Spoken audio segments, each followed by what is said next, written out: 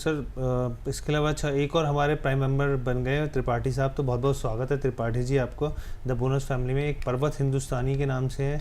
अच्छा, ये stock specific पूछे, वो भी फ्यूचर्स को खेल रहे हैं सर, ये तो फ्यूचर से जुड़ा हुआ सवाल पूछ रहे हैं। तो हम लोग आगे मार्केट के शोज़ में डिस्कस करेंगे। इसके अलावा सर मैं आपसे समझना चाह रहा हूँ सर, अभी डिफेंस थीम को आपको कैसी लग रही है सर? डिफेंस थीम में आज भी हमने देखा कि सरकार की तरफ से 70,000 करोड़ के हमने जो खबर निकल के आए कि एक तो इंफ्रास्ट्रक्चर जो स्टेटस है वो बड़े शिप्स को मिलता हुआ दिखा है यहाँ पर, जो बहुत समय से मांग चल रही थी, शिपिंग जो इंफ्रास्ट्रक्चर यहाँ पर जो यहाँ पर कंपनियाँ हैं। दूसरी चीज़ यहाँ पे 70,000 करोड़ के आसपास का इन्वेस्टमेंट की भी खबर निकल के आई है सर। डिफेंस को लेके ओवरऑल लगातार बैक टू बैक जो कि हम लोग देख रहे हैं, प्रोजेक्ट्स मिलते हुए दिख रहे हैं यहाँ पे। दूसरे दुनिया के देशों में भी यहाँ पर जो है हमारे मेक इन इंडिया हथियारों की डिमांड बढ़ रही है। तो यहाँ पे ये आपको डिफेंस फंड कैसे लग रहे हैं और अभी आपका क्या नज़रिया होगा यहाँ पे? देखिए हर्ष भाई, है तो ये अनफॉर्चुनेट कि हम एक ऐसे सेक्टर की बात कर रहे हैं जो कि डिस्ट्रक्शन से जुड़ा हुआ है जी। आज हम बात जो है निवेश की कर रहे हैं। आप देखें, बहुत लंबे समय तक इंडिया में प्राइवेट प्लेयर्स नहीं थे डिफेंस सेक्टर में, और अचानक से अगर आप देखेंगे तो अचानक से गवर्नमेंट एंड प्राइवेट पार्टनरशिप हो रही हैं और बहुत ज़ोरों शोरों से ये सेक्टर उभरता नज़र आ रहा है। मतलब 25-30 हज़ार करोड़ के आसपास के एक्सपोर्ट्स तो मुझे लगता है अभी हम लगभग अचीव कर लेंगे ये साल भी। और गवर्नमेंट का टारगेट है कि हमारी जो डिपेंडेंसी है, जो हम एज ए कंट्री हम 3 चीज़ों पे बहुत ज़्यादा डिपेंडेंट थे। एक, क्रूड ऑयल के ऊपर हम बहुत ज़्यादा डिपेंडेंट हैं। एक, गोल्ड का इंपोर्ट हम बहुत ज़्यादा करते हैं एज ए कंट्री। और तीसरा, हमारा जो बहुत बड़ा स्पेंड होता था वो डिफेंस को लेके होता था। अब है तो ये अनफॉर्चुनेट चीज़, बट क्या सबको अपनी अपनी रक्षा करने का वो तो है ही कि सबको अब चाहिए, हथियार भी चाहिए।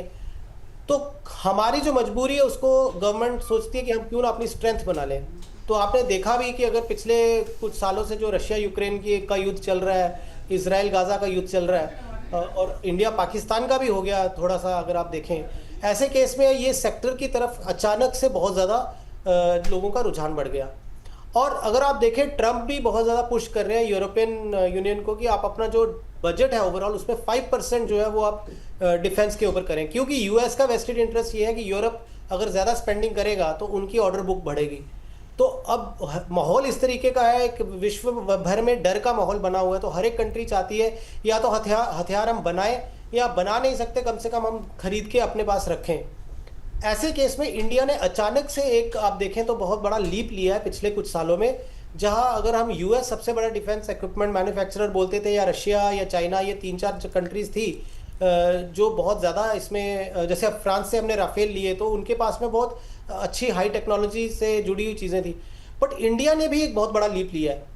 अब अगर वो लीप लिया तो एज ए इन्वेस्टर हमें उसका बेनिफिट लेना चाहिए। और जिस तरीके से गवर्नमेंट का पुश है डिफेंस में, मुझे भी लगता है कि आने वाले समय में अगले 5 से 10 साल में ये बहुत बड़ा प्ले हो सकता है। तो as a tactical play defence, again yes, it can be a part of your portfolio, but mutual fund route से अगर डिफेंस में जाते हैं और सिप रूट से जाते हैं, वो ज़्यादा सेफ है रादर देन डायरेक्ट में आप डिफेंस का प्ले कर लें। बिकॉज बहुत सारी चीज़ें चेंज हो रही हैं आजकल, technology based and platform based जो है डिफेंस इक्विपमेंट, ड्रोन सिस्टम्स आ गए और लेज़र गाइडेड मिसाइल्स और ये सब चीज़ें जो हैं। तो हो सकता है कन्वेंशनल वॉर जो बंदूकें लेके बॉर्डर पे लोग लड़ते थे, अब वो तरीके बदल गए हैं।